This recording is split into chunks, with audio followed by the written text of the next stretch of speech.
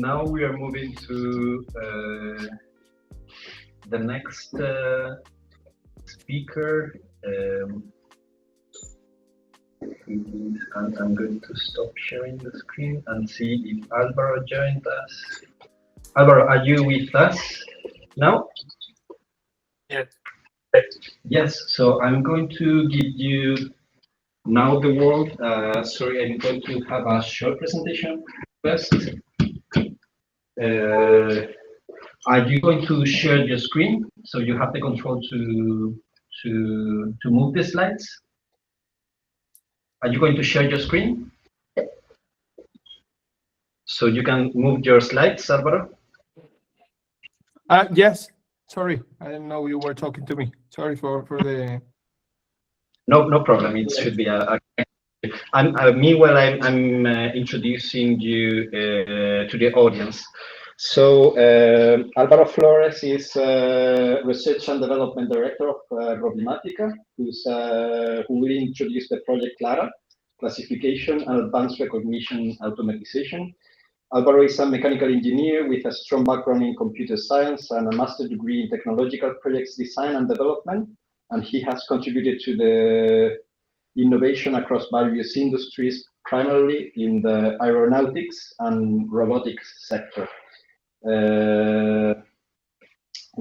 Álvaro currently serves as Research and Development Director of Robimatica, where he oversees the strategic innovation and development initiatives. So Álvaro, the floor is yours. Thank you so much, Jorge. I will share my screen. Probably better the entire screen. So please let me know when you can see it. Swap displays. Yes. Okay, thank you so much. It's a pleasure to be here today after all this interesting project, all this incredible initiative, which is INCIRCULAR. Thank you so much for everything. So as Jorge mentioned, I will have the honor to present CLARA, which is a highly innovative project in terms of democratizing the sorting of the across different types of waste. We mostly focused it on plastic, since it's one of the most challenging ones at this point, but it can also work in some others. We will see it through the presentation. So going to the vision, what are we aiming to do, and trying a bit to simplify the concept with the increasing and the appearance of all these LLMs, transformer architectures, different agentic AI solutions. With CLARA, we envision something where you could directly ask your solution to reconfigure itself to sort the kind of plastic that you need to do the task that the sorting task that you need to do at certain point. In that sense, what we envision is something that on natural language you could say, okay, here I have some pictures of the kind of plastics that I need to sort. How could I sort them best? Can you configure a robotic system and the camera system to do that sorting directly? So that's mostly the idea, and that's where you see here camera agnostic and plastic agnostic. We are gonna start with gathering some data, some simple data. Okay, here are the types of plastic, for example, for each task. And we will say, okay, we want to sort it in these categories. So that's what means that we don't mind on principle, the type of plastic. Of course, we need to have in mind, if we are looking to sort the plastic in terms of composition, that's something that you would need some hyperspectral or multispectral camera. You will be looking at the different kind of hardware, but the idea is that this will be able to, and it's being able to configure the whole system in that sense. I have said here some brief Robimatica overview. We are working on industrial robotics, automation, but in the R&D department, we are focusing mostly in these AI and computer vision solutions, both for in terms of industry, but also solving some challenges in the society these days, in circularity and so on. And also with now we were working quite strong in terms of logistics. We are based in Andalusia. Our headquarters are in Cordoba. Most of the R&D department is based in Seville. This was, it was also presented in the first presentation of the project at the beginning of this Cascade funding program. We all know how the sorting of this plastic is highly important. It hasn't been solved yet. Most of the time it relies on a specific development to tackle a highly specific program with really low adaptability or flexibility, even transferability. And due to the high cost of all these solutions, it's normally not affordable by SMEs or companies with low budget for this kind of automation. So that's why we think this project matters. We're talking about a solution of mostly IT and being able to provide the tools for these kind of companies and also big companies to configure and to program these kind of solutions by themselves. In that sense, we had a series of technical KPIs as all these kind of projects in terms of how it's going to be the accuracy or was envisioned the accuracy of the system. Of course, in a system like this needs to be reliable. Otherwise, the users would like to use it. And of course, in terms of the kind of technologies that it will involve, we cannot demonstrate all the technologies available, so we focus on some of them. Here you can see in terms of depth estimation, also in terms of transformers for capturing all these features by the system on themselves, and of course, all the natural language chatbot solutions that will enable the communication between the users and the system. We developed this 12 months program.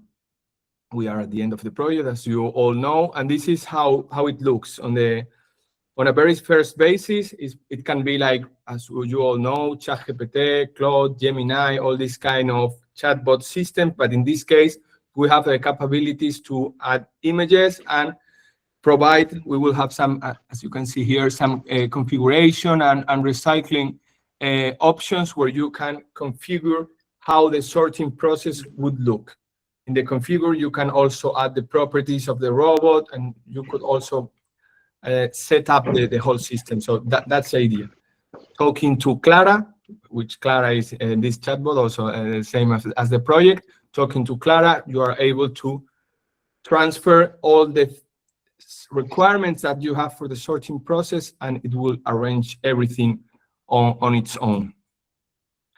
Here there are some comparison between different kind of solutions, near by their own or a specific solution in that term, manual, which remains the most of the sorting process these days, and with CLARA we think that we have achieved a really good improvement in this sense.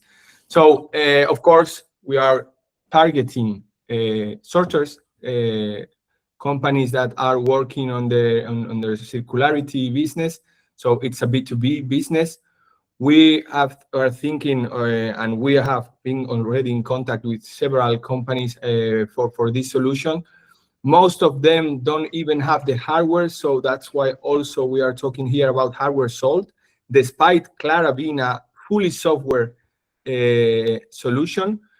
But most of them, and since we are a robotic integrator company, we can provide them with the hardware, so also it increases our revenue. It's good for us.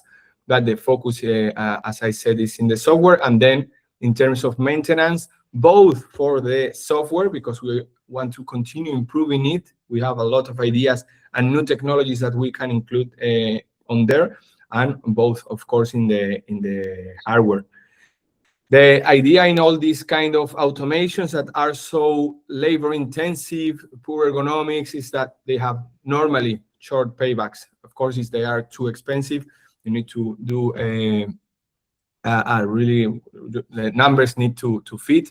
But in most of the cases, they do, and we have seen an increase on demand on these kind of solutions. And here, well, it was expected some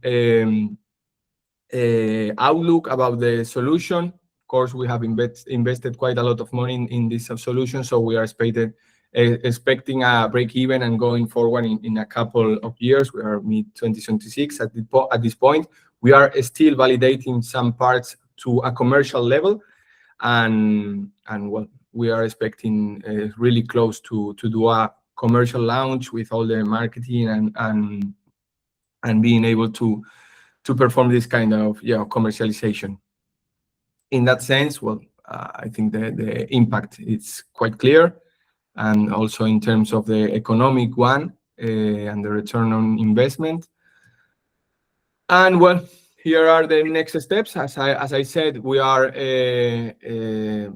finalizing to TRL 9. Sometimes it can be easy to go from TRL 8 to 9, but that's not true. When we are talking about solutions that need to connect to your servers, to an API, to different, we are talking about going to ML ops instead of the machine learning and AI development, and that can be a bit tricky. In sometimes we want to really make this a highly reliable solution. So in that sense, we want to develop a robust solution and make it reliable from the beginning, not with many errors at this point. So we want to really consolidate the maturity of the system prior to the commercialization, and we, as I said, expecting final 2026, beginning of 2027, and for sure with different SMEs here in Andalusia region, but we also have some contacts with bigger companies that are working on this business. So the idea is also to try to promote this system with them. And that would be all. Thank you very much. I look forward if you have any question or anything that I could answer.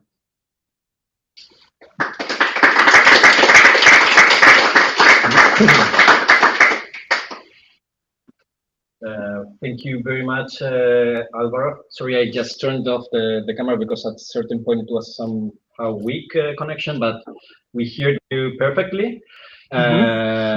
It's very interesting to have those examples. In the case of Clara and Pete's projects are working in the same segment at the end, slightly different technologies, but it's good to see how they could integrate into the project and moderate, use these funds to develop and keep moving with their technologies. It's helpful for the project, for INCIRCULAR, and it's also helpful for your companies. And this is, I think, a great collaboration scheme.